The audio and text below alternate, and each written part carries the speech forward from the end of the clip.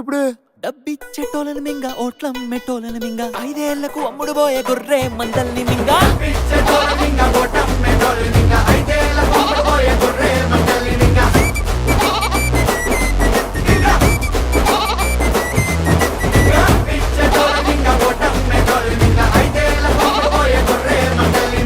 నాన్న మింగడం అంటే ఏంటి నాన్న?